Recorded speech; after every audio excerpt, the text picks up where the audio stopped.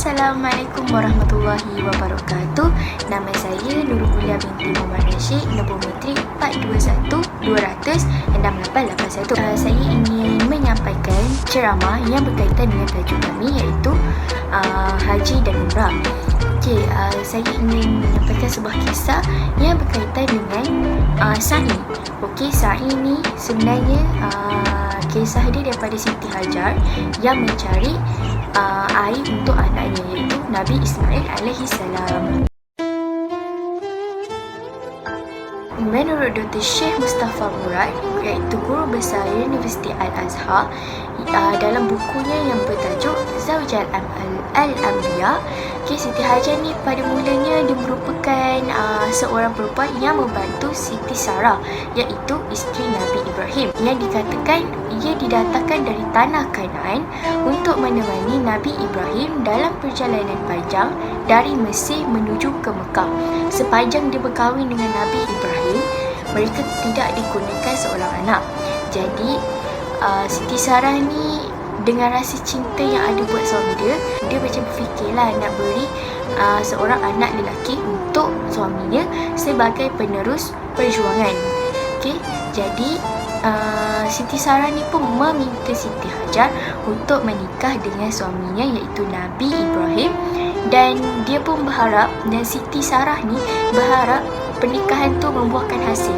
Kiranya pernikahan antara Siti Hajar dan Nabi Ibrahim ni dapat mendatangkan keturunan untuknya. Nabi Ibrahim pun kemudian memenuhilah permintaan Siti Sarah ni untuk menikah dengan Siti Hajar. Jadi setelah bernikah, Siti Hajar ni pun kemudiannya mengandung dan melahirkan seorang bayi lelaki yang diberi nama Ismail. Dari situlah munculnya Nabi Ismail. Kisahnya bukan berhenti di situ. Setelah lahirnya Ismail ni, Siti Sarah ni rasa cemburu sangat dengan Siti Hajar. Jadi Siti Sarah ni berjanji dia tak nak tinggal dengan Siti Hajar dan anaknya dalam satu atap. Imam As-Sa'labi meriwayatkan pada waktu tu datanglah perintah Allah Subhanahu Wa Taala untuk Nabi Ibrahim agar membawa Siti Hajar dan Ismail ke tanah Mekah. Maka diorang pun berangkat untuk menempuh perjalanan yang jauh. Ibrahim dan Siti Hajar ni pun bergantianlah menggendong bayi lelakinya sampailah tiba di tanah Mekah. Akan tetapi sampainya mereka di tanah Mekah tu, waktu tu tanah Mekah tak ada apa-apa. Tak ada air, tak ada pohon, tak ada pokok. Memang sepi daripada manusia. Cuma ada tanah sahaja. Jadi waktu tu mereka ada nampak satu bukit yang berwarna merah. Dekat atas dia tu ada bekas rumah tua, bekas rumah yang dah lama sangat, yang dibuat daripada dahan-dahan kayu yang sudah mengering, seperti yang diriwayatkan oleh dua sejarawan iaitu At-Tabari dan Ibn Al-Asir. Nabi Ibrahim pun meninggalkan Siti Hajar dan Ismail. Ada riwayat yang menceritakanlah bahawa Nabi Ibrahim ni memang tak toleh langsung lah sepanjang meninggalkan Siti Hajar. Meskipun Siti Hajar ni menangis, memanggil Nabi Ibrahim supaya jangan tinggalkan dia. Semakin jauh Ibrahim meninggalkan Siti Hajar, lalu Siti Hajar ni pun mengejar suaminya dan mengatakan, "Kemana engkau akan pergi dan meninggalkan kami di pada pasir yang tidak ada manusia bahkan kehidupan ini? Apakah Allah Subhanahu Wa Taala memerintahkan kamu, wahai suamiku?" Itu pertanyaan Siti Hajar kepada Nabi Ibrahim. Dan apa jawab Nabi Ibrahim?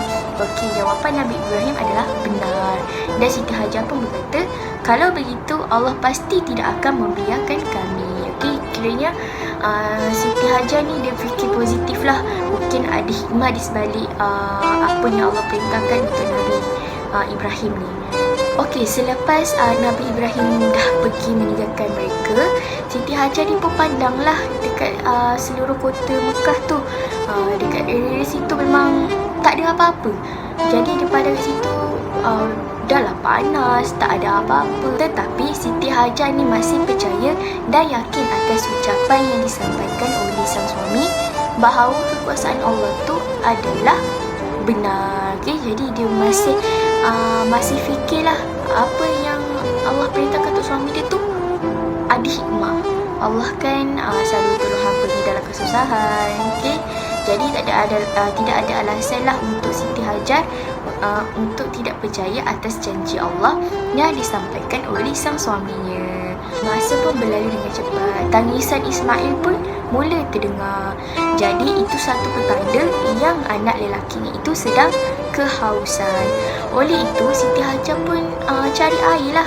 Dicari dekat kawasan tanah yang gersang tu untuk mencari air untuk anaknya. Okay? Dia berjalan ulang-alik dari 2 bukit hingga 7 kali. Namun usaha yang dibuat tu hanya sia-sia. Okay? Sebab tak ada air. Dia tak jumpa sepanjang dia ulang-alik daripada 2 bukit tu, tak ada jumpa air pun untuk dia bagi anak dia minum. Jadi dia pun kembali dekat anak dia Ismail, dan dia risaulah kan, putera dia tu tak boleh nak tahan. Yelah, mak mana yang tak risau kan bila anak-anak dia kelaparan, betul tak? Jadi dalam tengah dia risau tu, dia rasa macam dia dah nak rasa putus asa. Tetapi Siti Hajar ni memohon kepada Allah agar diberikan yang terbaik untuk kehidupannya dan sang putera. Setelah itu Allah pun kemudiannya memberikan mukjizatnya. Okey, kaki Ismail pun mula bergerak-gerak. Tumit ni dihentak-hentakkan di tanah yang gersang. Siti Hajar lalu memandangi puteranya dikasihaninya dan menganggap perilaku puteranya itu masih sebuah kewajaran. Namun Siti Hajar ni tak terduga langsung ada air yang begitu deras yang keluar daripada jejak daripada hentakan Nabi Ismail tu. Jadi tanpa fikir panjang, Siti Hajar pun ambil minuman tu dan memberi Ismail dengan air tersebut, air yang daripada hentakan kaki Nabi Ismail tu.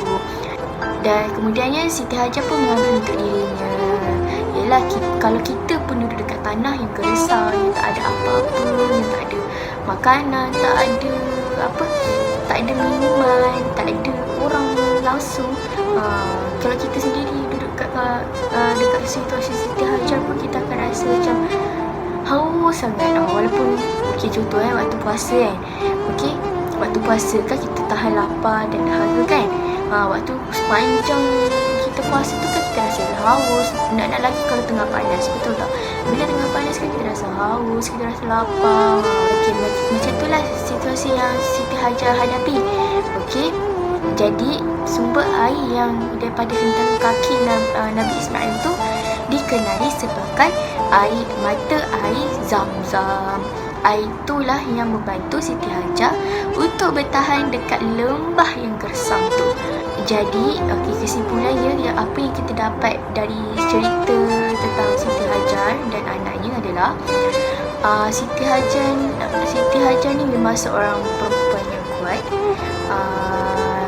Lepas tu dia sabar dan tak mudah putus asa walaupun dalam kesulitan.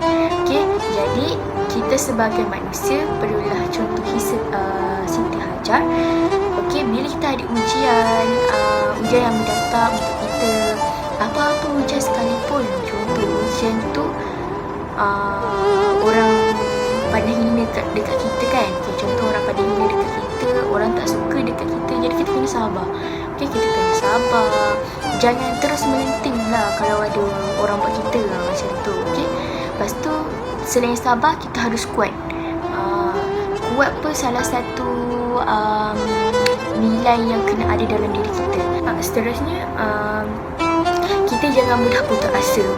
Kita jangan mudah putus asa dalam membuat sesuatu perkara. Contohnya macam kami. Contohnya macam saya lah. Saya seorang student, kena berusaha untuk capai target dan usaha belajar sungguh-sungguh untuk mendapatkan kejayaan.